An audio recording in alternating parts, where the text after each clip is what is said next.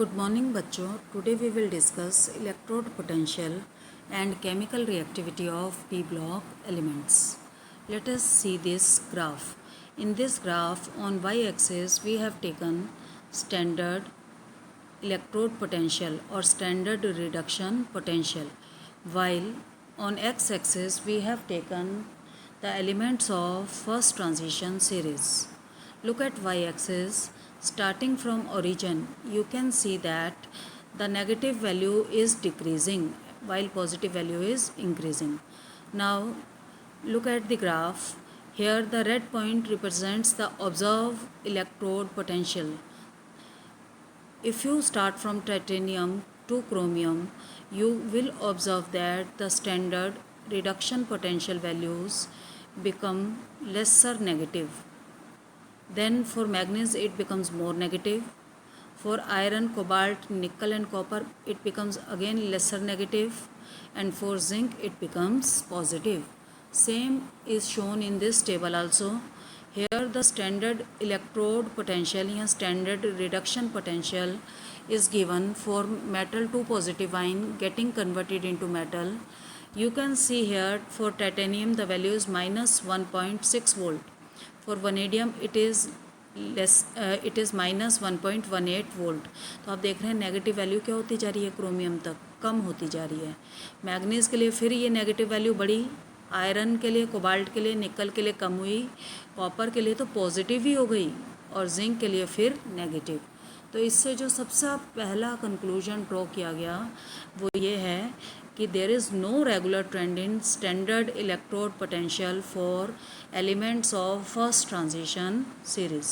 अब now question arises is why they don't show any regular trend. Here the reason behind it is that the standard electrode potential depends upon three types of enthalpies. First is sublimation enthalpy, second is ionization enthalpy, and third is hydration enthalpy. Here sublimation enthalpy and ionization enthalpy does not shows any regular trend. तो जिनके ऊपर ये depend कर रहा है standard electrode potential, that is sublimation enthalpy and ionisation enthalpy, इनमें भी कोई रेगुलर ट्रेंड नहीं ऑब्जर्व होता. तो इसीलिए स्टैंडर्ड इलेक्ट्रोड पोटेंशियल भी कोई रेगुलर ट्रेंड शो नहीं करता. Second thing is all these elements with negative standard reduction potential. आपने देखा ई नोट वैल्यूज़ दो तरह की है. ज़्यादातर की केसेस में E note value is negative, standard reduction potential value is negative. In that case that element will act as a strong reducing agent. तो अगर ई नोट वैल्यू ज़्यादा नेगेटिव होगी तो वो मेटल जो है वो रिड्यूसिंग एजेंट की तरह काम करेगा. And all these elements which have negative standard reduction potential, they will react with dilute acids like sulfuric acid. They will liberate hydrogen gas. But here the exception is copper. You have seen in that table the copper has positive standard reduction potential. Therefore copper on reaction with dilute acid does not liberate hydrogen gas. Now the reason behind it is, as I have told you earlier, that electrode potential depends upon sublimation enthalpy, ionization enthalpy and hydration enthalpy. In case of sublimation enthalpy and ionization enthalpy, you have to supply the energy, but in case of hydration the energy is released. Here in case of copper, the hydration enthalpy released is much more less. Thus, it does not compensate the energy required for sublimation and ionization. Therefore, copper couple has E naught value positive. तो copper के case में क्या हुआ कि उसकी E naught value positive है. इसका reason ये है कि कॉपर 2 पॉजिटिव आइन जब बनता है तो उस टाइम जो हाइड्रेशन एंथैल्पी वो बहुत कम है. हाइड्रेशन एंथैल्पी कम रिलीज़ होने के कारण ये जो ऊपर वाले दो स्टेप्स हैं सब्लिमेशन और आयनाइजेशन, इसको प्रॉपर एनर्जी हम सप्लाई नहीं कर पाते हैं। ये इन दोनों प्रोसेसेस में energy is needed, that energy is not compensated by the hydration enthalpy, therefore copper couple has positive E naught values. Now if you see the table again, look at the table. E naught value for manganese 2 positive oblique manganese is minus 1.18. इसी तरह निकल के लिए है minus 0.25 और zinc के लिए है minus 0.76. These values are highly negative. They are more negative than expected. Expected और ऑब्जर्व वाले में आप देख सकते हैं कि वैल्यूज़ में डिफरेंस है. उसका रीज़न क्या है कि in case of manganese, the manganese 2 positive आइन has a stable configuration, that is argon 3d5. Therefore the manganese 2 positive ions has very less tendency to accept electron and get converted into manganese atom. Therefore it acts as a reducing agent and has a negative E naught value. Similarly, in case of nickel, due to its small size, it releases too much amount of hydration enthalpy, which makes its E naught value more negative. And in case of zinc 2 positive ion, the configuration is 3d10, which is again very stable. Therefore its E naught value is more negative. Now standard reduction potential of metal 3 positive ion oblique metal 2 positive ion are positive. अगर ये values positive हैं तो ये क्या indicate करता है? It indicates that manganese 3 positive and cobalt 3 positive will act as a strong oxidising agent in aqueous solution. तो यहाँ पे ध्यान देने वाली बात ये हुई कि अगर स्टैंडर्ड इलेक्ट्रोड पोटेंशियल की वैल्यू पॉजिटिव हो तो वो सब्सटेंसेस जो हैं वो स्ट्रॉन्ग ऑक्सीडाइजिंग एजेंट होंगे. उनकी टेंडेंसी होगी कि वो इलेक्ट्रॉन को एक्सेप्ट करें और +3 स्टेट से +2 स्टेट में चेंज हो जाएं. इसी तरह से titanium 2 plus vanadium 2 plus and chromium 2 plus have E naught values highly negative. अगर उनकी वैल्यूज़ नेगेटिव हैं तो इसका मतलब क्या होगा? They will act as strong reducing agent in aqueous solution.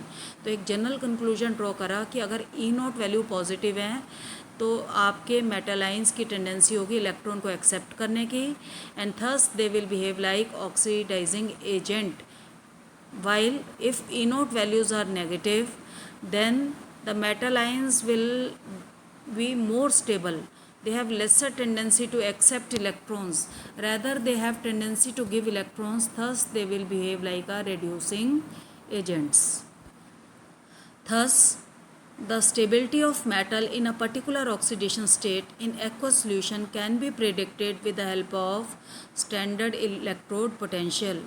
जैसे कोई भी मेटल है वो कौन सी ऑक्सीडेशन स्टेट शो कर रहा है, +2 कर रहा है, +4 शो कर रहा है इन एक्वस सोल्यूशन, उसके बारे में आपको आइडिया कौन देगा? उसके बारे में आइडिया आपको देगा standard electrode potential. Let us solve this numerical to get better idea. In this numerical, here the standard electrode potential of manganese, chromium and iron are given. In first case, manganese 2 positive ions are getting converted into manganese and E naught value is minus 1.2 volt. Similarly, for chromium and iron, the standard reduction potential values are given minus 0.9 volt and minus 0.4 volt. In second data, the standard reduction potential values for manganese 3 positive oblique manganese 2 positive is given, that is plus 1.5 volt. For chromium 3 positive oblique chromium 2 positive, it is given minus 0.4 volt. And for ferric ions oblique ferrous ions, it is given 0.8 volt. And you have to tell two things. First, the stability of ferric ions in acidic medium as compare to manganese 3 and chromium 3। तो आपने पहली बात ये बतानी है कि iron 3 जो है वो एसिडिक मीडियम में मैग्नीज 3 और क्रोमियम 3 से कम स्टेबल है या ज़्यादा स्टेबल है। Let us start discussing the first part. First of all look here, चाहे आप पहली इक्वेशन को देखिए, पहली इक्वेशन में भी मेटल 2 पॉजिटिव आइंस 2 इलेक्ट्रॉन को एक्सेप्ट कर रहा है और मेटल में चेंज हो रहा है, so it is a reduction process. In second equation also metal 3 positive ion is accepting electron and getting converted into metal 2 positive ion. Again the process is reduction. Therefore at electrode the potential developed will be standard reduction potential. Here more negative the standard electrode potential, more stable is metal ion than metal. इसका मतलब ये हुआ कि अगर E note value ज़्यादा negative होगी तो metal आइन कौन से हैं, M2 पॉजिटिव या M3 पॉजिटिव, तो मेटल आइन M2 positive will be more stable. किससे ज़्यादा स्टेबल होगा, M से। जैसे नीचे वाली इक्वेशन में अगर आप देखें, अगर ई नोट वैल्यू ज़्यादा नेगेटिव होगी तो आपका M3 पॉजिटिव फॉर्म जो है वो ज़्यादा स्टेबल होगा, किससे, M2 पॉजिटिव फॉर्म से। देयरफॉर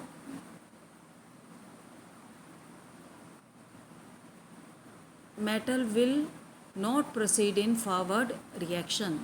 तो यहाँ पे बहुत इम्पॉर्टेंट बात पता चली, और इम्पॉर्टेंट बात जो पता चली वो क्या थी कि अगर ई नोट वैल्यू नेगेटिव है तो आपका मेटल 2 पॉजिटिव आइन ज़्यादा स्टेबल है मेटल के कंपैरिजन में। तो अगर मेटल स्टेबल नहीं होगा तो प्रोडक्ट में मेटल नहीं बनेगा। इसका मतलब metal 2 positive ion electron accept नहीं करेगा, और अगर वो इलेक्ट्रॉन एक्सेप्ट नहीं कर रहा है तो इसका मतलब उसकी टेंडेंसी क्या होगी, इलेक्ट्रॉन को देने की, तो वो रिड्यूसिंग एजेंट की तरह काम करेगा। Let us see the first case. हम जो डाटा यूज़ कर रहे हैं वो E nought values manganese 3 positive oblique manganese 2 positive 3 positive वाला डाटा यूज़ कर रहे हैं। तो मैग्नीज के केस में जो ई नोट वैल्यूज़ हैं दैट इज़ पॉजिटिव, और उसकी वैल्यू 1.57 वोल्ट के आसपास है। तो इसका मतलब क्या हुआ कि पॉजिटिव वैल्यू होने का मतलब ये हुआ कि मैग्नीज 3 पॉजिटिव जो है वो ज़्यादा स्टेबल नहीं है, उसके कंपैरिजन में manganese 2 positive is more stable. That means manganese 3 positive will accept electron, वो इलेक्ट्रॉन एक्सेप्ट करेगा और अपनी स्टेबल फॉर्म में चेंज हो जाएगा, दैट इज़ मैग्नीज 2। और मैग्नीज 2 इसलिए भी स्टेबल है क्योंकि इसकी जो कॉन्फ़िगरेशन है it is argon 3d5 which is very stable. तो हमने यहाँ से कंक्लूजन ड्रॉ करा कि मैग्नीज 3 पॉजिटिव आइंस जो हैं वो सबसे कम स्टेबल हैं एसिडिक मीडियम में, क्योंकि जो ई नोट वैल्यूज़ हैं manganese 3 positive oblique manganese 2 positive couple is positive. इसका मतलब ये हुआ कि they have strong tendency to accept electron, और अगर मैग्नीज 3 पॉजिटिव इलेक्ट्रॉन एक्सेप्ट करेगा तो immediately it will get converted into manganese 2 positive. तो manganese 3 positive is least stable, तो मैग्नीज इज़ लेस स्टेबल। या फिर पॉजिटिव की टर्म्स में अगर कहना चाहें तो E nought values for manganese 3 positive oblique manganese 2 positive is positive, और अगर ये ज़्यादा पॉजिटिव है तो इसका मतलब मैग्नीज 3 पॉजिटिव की टेंडेंसी होगी इलेक्ट्रॉन को लेने की, एक्सेप्ट करने की। Thus manganese 3 get easily reduce to manganese 2, thus manganese 3 positive ion is less stable in aqueous acidic solution. Now if we compare the standard electrode potential या standard reduction potential of manganese with iron, तो आपने देखा manganese के लिए तो value जो है वो अगर आप ध्यान से देखें तो प्लस 1.5 वोल्ट है, और आयरन के लिए वैल्यू कितनी है, प्लस 0.8 वोल्ट है। यानी कि मैग्नीज के केस में manganese 3 positive has tendency to get converted into manganese 2 positive, पर आयरन 3 पॉजिटिव जो है वो उतना रेडिली आयरन 2 पॉजिटिव में चेंज नहीं होगा। अब क्या कारण है, क्योंकि आयरन 3 पॉजिटिव जो है that is a very stable configuration, that is argon 3d5। तो हम कह सकते हैं कि एसिडिक मीडियम में अगर आप मैग्नीज और फेरिक का कंपेयर करें तो जो मैग्नीज हैं वो सबसे कम manganese 3 positive is least stable. उससे ज़्यादा स्टेबल कौन है? आयरन। अब let us see the third case, that is chromium. Chromium 3 positive has most negative E note value.